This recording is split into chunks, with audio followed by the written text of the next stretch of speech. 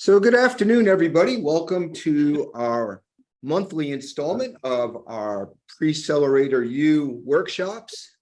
Today, I am excited to have two of our attorneys from Stubbs, Alderton, and Marklees here to talk to us about the essentials of raising capital, specifically term sheets and all the things around those great documents that help get us funded.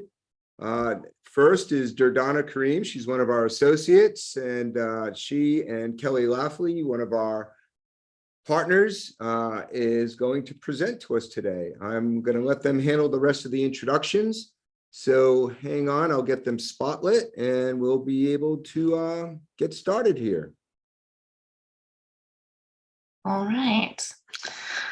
Take Thank you, Len. Just to reiterate a little bit what he said, I'm a partner with the firm's corporate transactional group. My practice focuses on advising early stage and middle market companies with respect to venture capital and alternative financings, mergers and acquisitions, and other strategic transactions. And I'll let Durdana introduce herself as well. Yes, hi everyone. My name is Durdana Karim. I'm a fifth-year corporate associate at Stubbs Alderton. I work with Kelly a lot on very similar practice corporate transaction group, from VC financing to M&A and then other general corporate matters. And today we'll be talking about the essentials of raising capital and kind of the term sheet terms involved in term sheets.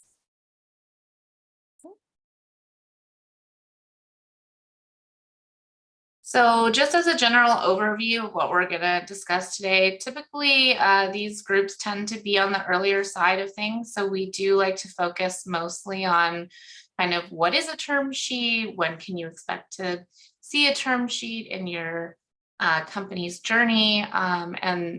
We also like to kind of focus specifically on convertible notes and safes, as that's what's typically used by very early stage companies. It's a way to kind of get some money in the door without having to negotiate all of the terms of a price round.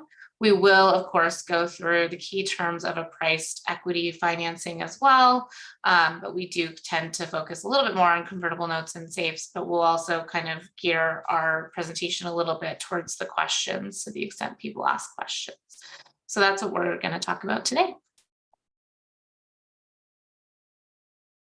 Okay, so term sheets are pretty much, they outline the material terms and conditions of a proposed transaction, and it's generally negotiated, of course, prior to the preparation of the long-form definitive agreements.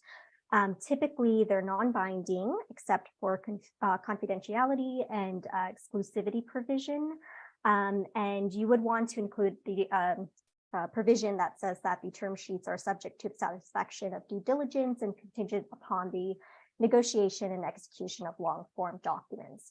I would also emphasize that the term sheet, along with the long-form definitive agreements, are kind of the foundation and set the precedent for terms of future rounds. So having something that's solid in the first round of financing can help the next round of financing run more smoothly and quickly.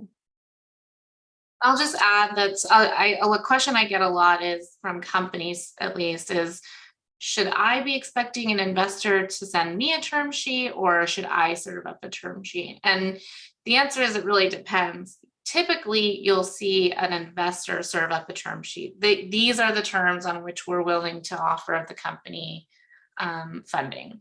And, usually there's some negotiation on that, but obviously the investor has a little bit more leverage being the funding partner. But sometimes, especially in the beginning, you'll be raising money from a lot of different people and maybe not necessarily have a typical lead investor who would be serving up the term sheet. And so sometimes we do prepare term sheets for companies to sort of go out to their friends and family, or the angel investors that they're talking to, and circle around based on those terms.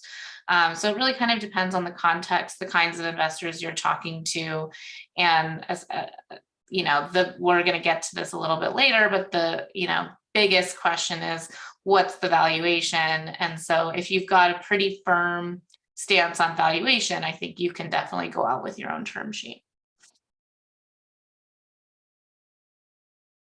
Okay, so what exactly is the difference between convertible notes, simple agreement for future equity, also known as SAFEs, or offering full equity? The main key difference really is convertible notes and SAFEs are contractual instruments that promise equity in the future. As compared to when you're doing a full price round, you're providing actual equity ownership to the investors. Some of the considerations that you would want to take into when you're deciding which type of security to offer, equity to offer, is the size of the round. Typically, you tend to see SAFEs and notes being offered in Series Seed and bridge financing. However, especially given what's happening in the economy right now, we have tended to see SAFEs and convertible notes being used in larger capital raises. Also, the runway that's provided on the different types of equity, the timing, SAFEs they were created by the Y Combinator, and so they have standard agreements. A lot of investors know these standard agreements, and so they're less they're cost effective, quicker to complete a financing round. You're also looking at the contractual management obligations between these types of equity offerings, and then the certainty of ownership and dilution, which we'll talk about a little bit more.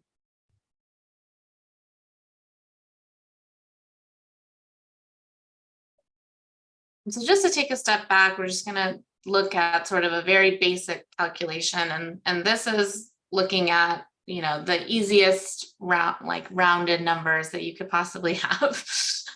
So your financing will probably look a little bit different than this, but this just helps us to sort of illustrate what we're talking about when we talk about dilution. So when a company is selling equity interest in a price round, the price per share is a basic calculation related to the valuation of the company and will result in the investors owning a specific percentage of the company after the investment.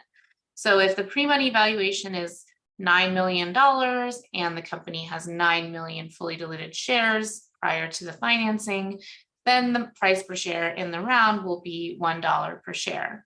And assuming the round is for $1 million, then post-money, you've got a $9 million pre-money plus $1 million in the round. You have a post-money valuation of $10 million. And you've also sold 1 million shares at $1 per share. So you now have $10 million. In that example, the investors now hold 10% of the company, which is what's expected because they invested 1 million in a $10 million company. This is what we call good dilution because the ownership interest of the pre-financing owners is unchanged through the financing. You can imagine, and we'll get to it in a little while, a scenario where the valuation is not as good, and so the company has to sell shares at a lower price than what other investors may have invested in earlier, and so that their percentage is going to go down and usually be squeezed down. So that's just a little bit of a basic calculations for dilution.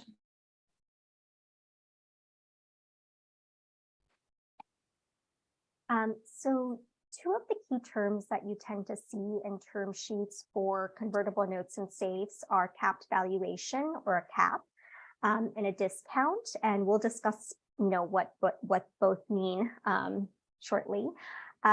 Typically, you tend to see both caps and discounts being offered to investors. There are ways to incentivize early investors to invest in early stage companies that deal with a lot of high risk. However, the investors will only get the benefit of the conversion that results in the greatest discount, not both cap and a discount. And of course, in theory, certain documents, convertible instruments can neither offer discount or a cap. But again, in a way to incentivize early investors to invest in early stage companies, you are offering a cap or a discount or both.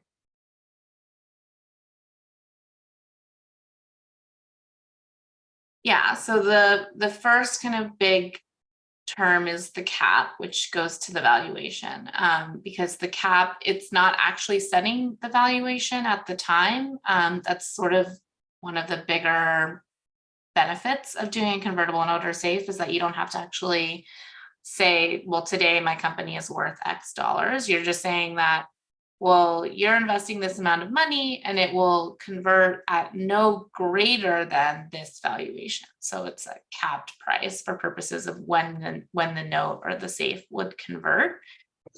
And so, especially with respect to safes, we have this idea of a pre-money or post-money valuation cap. It's really just a matter of, will the convertible securities, including the notes or safes, be counted for purposes of the pre-money, or will they be diluting other convertible security holders?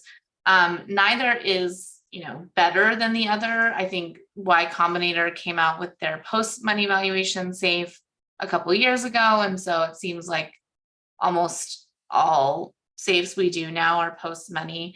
But you might look at it and say, well, we prefer not to include the convertible securities and instead include the option plan increase.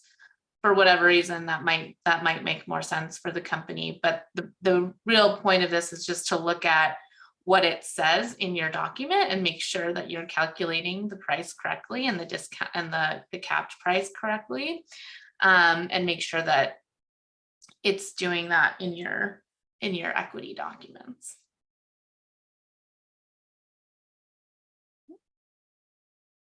So a discount gives investors the right to convert their investment at a reduced price than what is paid for the next round of equity investors.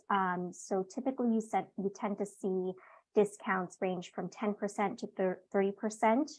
And what this means is, for example, here that we've shown that if an investor is given a 10% discount, their conversion price would be 90 cents per share as compared to new money investors who would have to pay $1 per share.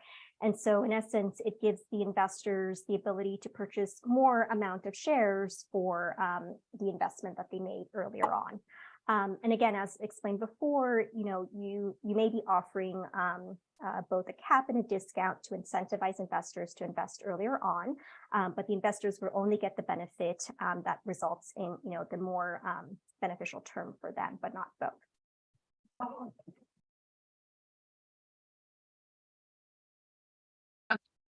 Then we have this concept of the liquidation preference overhang. So the idea for all of this is that eventually these notes or safes are going to convert to equity, and it's a matter of at what price. So if you're selling equity in the company in the next round at $1 per share, but then you have your 10% discount on the safe, which let's just assume for now that the discount price would apply. So you're selling, your safe is converting at 90 cents a share. Should your safe holders get the benefit of a $1 per share liquidation preference? Most people would say no, and I think most investors are reasonable and say, no, we're not necessarily going to get a liquidation preference equal to the same amount as the new money investors who are paying more. Liquidation preference just means you have the right to be paid your investment amount back first. But if your investment amount is lower because you're getting a discount, then it's not really a true investment amount. So the solution to this is what we call a shadow preferred. So you'll see like a Series Seed 1 that has the dollar per share liquidation preference attached to it. That will be sold to the new money investors. And then you'll have a Series Seed 2, which will have a 90 cent per share liquidation preference attached to it. And that will be what's issued to the safer note holders on conversion.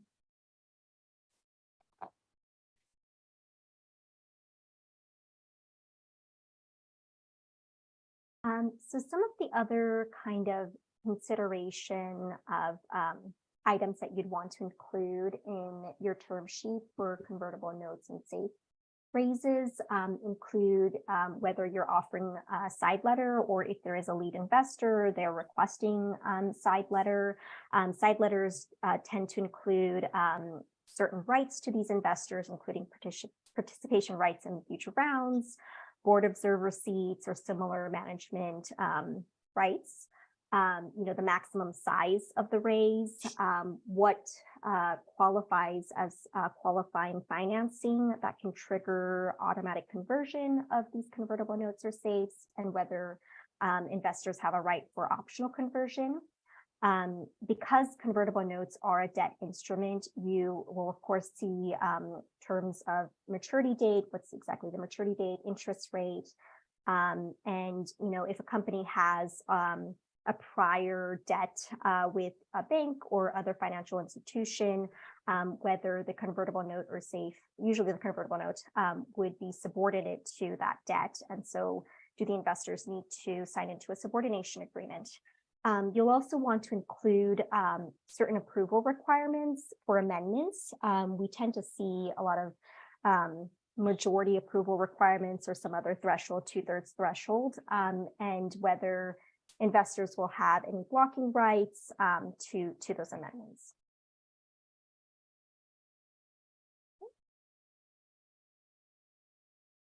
So other considerations, moving on to sort of the equity financing and a price round. So just going back to sort of the basic calculations for context purposes, you have your pre-money valuation and your pre-money fully diluted shares.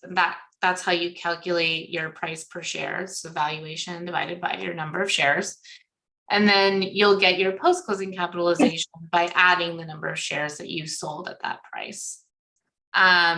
So here's an example where in one case you don't have an increase to your option pool, which is a term that is going to be included in the term sheet and will greatly impact whether or not your price per share is, it will greatly impact your price per share in as much as the increase to the option pool is added to your pre-money fully diluted shares for purposes of calculating the price. Because new money investors will not want to be diluted by the option pool, but they'll want to make sure that the option pool is big enough that it's right sized for what you need. What do you need to incentivize your employees, your management team, people who you're looking to hire, etc. So you'll typically see an option pool requirement in the term sheet where the post-money option pool must be equal to some percent, it can be anywhere from 5 to 20% after the financing.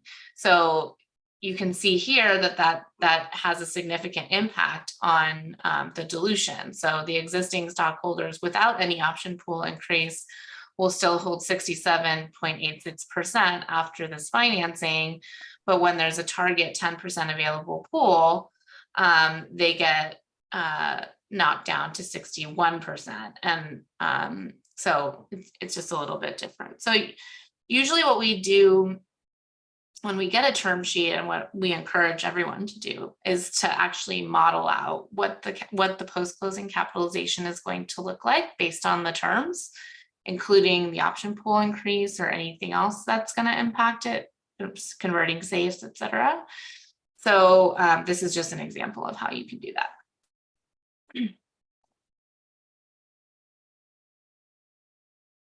So what exactly do investors own after closing for an equity round? And Kelly can attest to this, that this ranges, varies a lot. But the ballpark for Series C usually is about 10 to 15%. A bona fide Series A raise can be anywhere from 40 to 49%. Typically, the founders, together with early hires and common stockholders, will continue to own a majority of the shares after Series A. But again, this is kind of just a very ballpark range.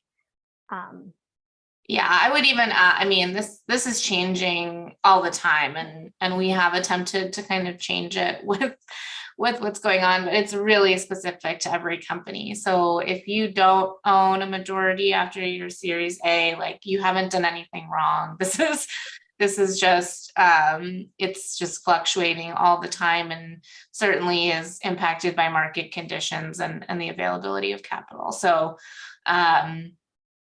it's very company specific at this point.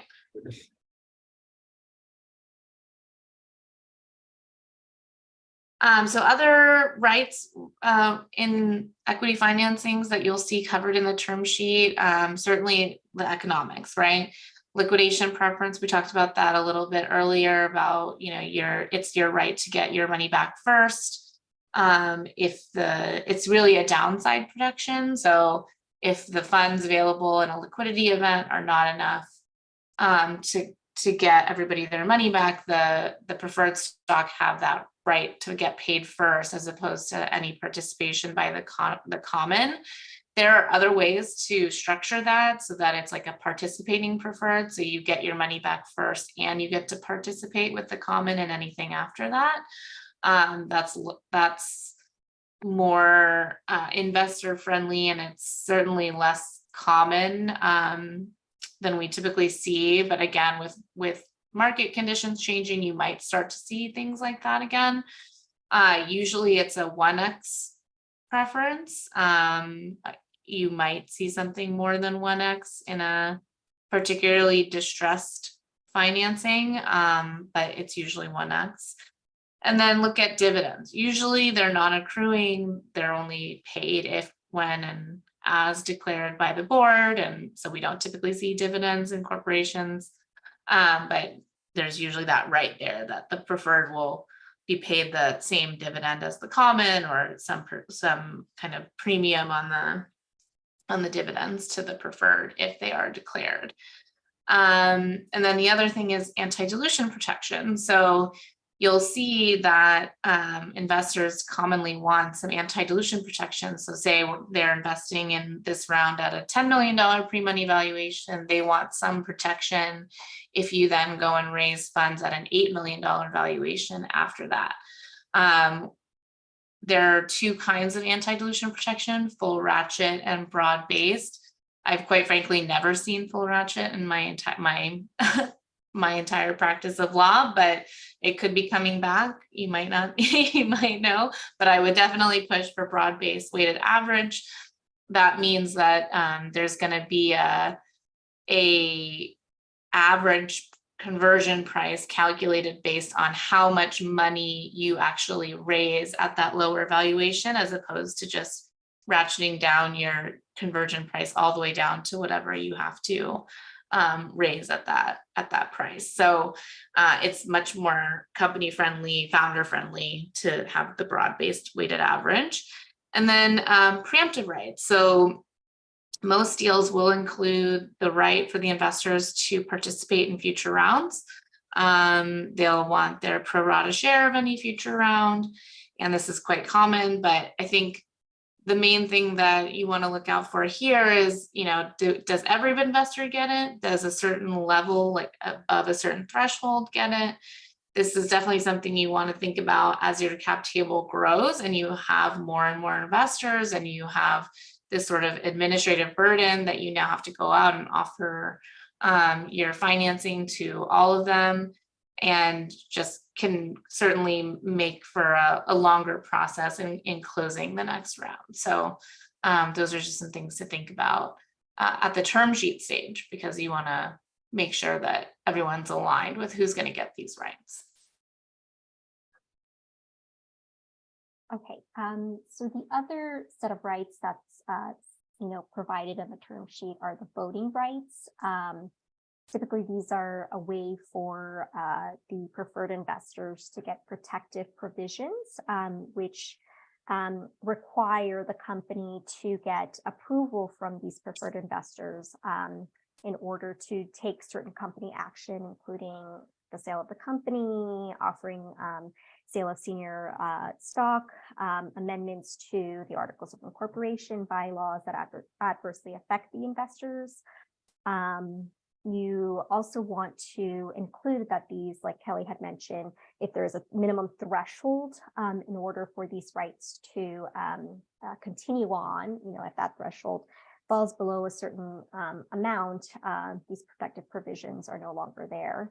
And then whether, you're providing any management compensation, if there's change in executive officers, and then you also want to consider kind of what's the voting requirement for these voting rights is it a majority approval, 2/3 approval, and if certain investors are getting blocking rights to that.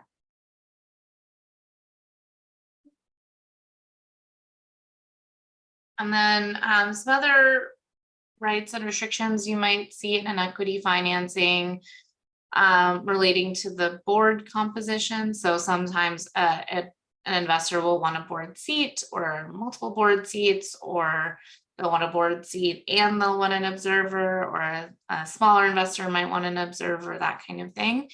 And then other management rights. So rights to consult with management, rights to certain information that management has, and including materials that might be presented to the board at some point. And you might see requests like that in side letters or in the main documents. It can really kind of be anywhere.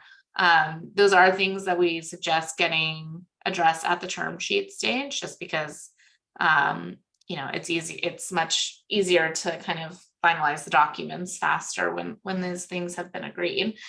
One thing to keep in mind on board composition is, the founders do want to retain control of the board as long as possible. So this is something to think about early on. Often I see, maybe a 1 or 3 person board very early, because it's a small team. And so you don't necessarily have other people to put on the board. But if you think about, okay, well, we're going to do 1, 2, maybe even 3 financings, and we might have to give up a board seat at each round. What does that mean for the makeup of the board after all of those rounds? So sometimes, even though it's like, okay, we have to go find somebody to actually fill the seat, sometimes it can be beneficial to start with a 5-person board so that you can kind of retain that control through all those transactions. You can always add more later, but it can be more difficult to sort of get an investor on board with that more common directors. Other provisions that are important in these agreements, the drag along. So a drag along means that any stockholder who signs up to the drag along, which is usually in the voting agreement, will agree to participate in a sale that's been approved by, a certain set of holders. And that certain set of holders is sort of the negotiated term, right? It's going to definitely include a majority of your investors. It's likely to include the board as being required to approve it. And then you'll probably want to negotiate that either the majority of the common, or the founders, or a majority of the key holders who are still providing services to the company, some subset of the founder group is also going to be required to affect the drag and basically force smaller holders to participate in that sale. It's a really important provision in the agreement. And you have like transfer restrictions on holders of common stock, including the founders. So investors don't really want founders to get a bunch of early liquidity and leave and not pay attention to the business. So they want to make sure that there's restrictions on transfer. Usually will require a right of first refusal in favor of the company first, and then the investors second. Of course, common transfers for like estate planning or to family members would be excluded. And then other rights include information and participation rights. So a lot of investors will, we talked about the preemptive rights, so that's the participation rights are usually the same, but information rights can include access to financial statements. Maybe they get access to the company's full cap table. You'll have to think about, should those financial statements be audited? That depends on kind of where the company is at, and if it can afford to have audited financials, if it makes sense at that time. So all of these things, would be included in rights in the term sheet as well.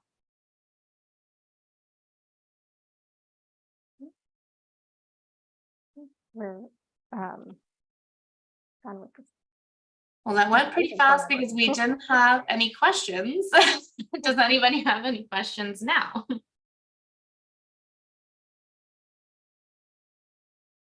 Can I ask a question about pre-money valuation? Mhm. How do you see your clients dealing with their pre-money valuation? Any light you could shed there? At what stage? So perhaps they've got a early stage product, they've got a working prototype of some kind, they have some customer discovery, product market fit, they understand there's a path to market, but they're looking for money in order to take it to the next round and get it launched. Mhm. How do they deal with what is the value of their venture? Yeah, I mean, honestly, it's a question I get a lot, and it's not really like there's no formula, there's no science to it. I mean, there's some science to it, but it's more art than science. And it really is a question of, what the founders think they're worth, what they can put on a piece of paper or say with a straight face, and see how an investor reacts. I advise clients to go higher than they think that they are, because it will almost certainly be negotiated down. But in the early stages, it's very, very hard to put a number on it without any sort of like revenue. If you've got product market fit studies and other sort of analysis that you've done, that can certainly be helpful to getting a number out there. But yeah, it's complicated, and it's really good to have, financial advisors and other folks who are familiar with how VCs or angel investors look at a company's forecasts for purposes of determining their valuation. Okay, thank you. Any other questions? Kelly, how important is it for a founder to take legal counsel with them when they're negotiating a deal? I mean, I think it's pretty important. You don't want to have agreed to something in a term sheet that you don't understand. So if you're pretty, you're pretty comfortable with the terms of a term sheet and you think you understand everything you're agreeing to, then you can wait to get legal counsel until the definitive documents. But oftentimes clients will come to us with signed term sheets, and then we kind of explain to them some issues in the term sheet, and they are regretful, and then we have to sort of renegotiate, and it can be seen a little bit as a retrade. So I definitely recommend getting counsel involved earlier if possible. Thank you. Any other questions from anybody? Yeah, I have a question. First of all, you guys, this is a great conversation. I've really enjoyed it. One question I do have for you is, what have you noticed now in terms of startup deal flow now that the economy is shifting?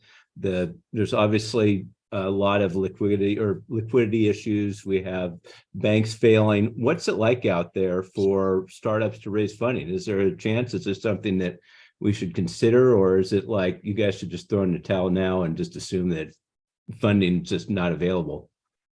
I don't think anybody should be throwing in the towel, and this is obviously not legal. This is not really a legal answer. It's what do I think based on what I've seen? I'm not seeing the complete stop and slow down of deal flow that I think everybody expected. I think there's money still out there. People are still willing to invest, but we've had a number of years of very kind of boom, high valuations, and we're just not going to be seeing that anymore. And I'm seeing a lot of, companies still need money. Companies still have very valuable assets and are worthwhile investments, but those investments are just going to be made at lower valuations. And we are starting to see some like flat rounds and some down rounds, which, I think is to be expected over the next year to 2 years. And then we'll have to see what happens from there. But in terms of, how you should think about your business right now, if you can bootstrap. But I think, now is the time to kind of like plan as much as you can with what you have. And I'll answer the question just from what I see. With the very early stage, there's lots of money out there. The funds have money. They have to invest that money. Good deals and good people will get funded. Just make sure you're in that category of having a good company and have good foundations in your company and being a good founder. And understand that the valuations that we were seeing 3 to 5 years ago, we're not going to see today. So you have to be reasonable and be fair. So that's how I'll answer the question. We have a question that came up in chat from Karen, and I'll read it out. It says, we self-funded our business, $2 million. How should we, someone else just lost the question. Hang on. How should we handle our outside round in terms of preferred stock and common stock? Is there going to be an expectation that we earn out our current investment? So there's a couple considerations at play in this question. So whether or not the investors in an outside round require preferred stock is really, it's going to be up to them, but they probably will. In terms of, it sounds like maybe the founders self-funded and only hold common stock. There's no preferred stock on the cap table right now. So that would remain. I don't think it would be expected that you would get preferred stock in the financing just because you've self-funded to date. But if you invested more, I think there would be a strong argument that you could also hold preferred stock. As far as earning out your current investment, so if you're talking about like, will investors require that you subject some of your equity to like a vesting schedule so that you're incentivized to stay with the company and earn your shares? It's definitely a negotiation, but the fact that you invested serious dollars into the business, I think, is a good argument in your corner to not have any vesting, because you put in real money, you are invested, you've got skin in the game. So that's how I would think about it going into a negotiation. Thanks, Kelly.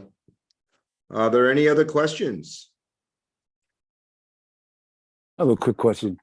I'm wondering, Lynn, you said earlier that if you got a good concept, you got a good business, there are funds available.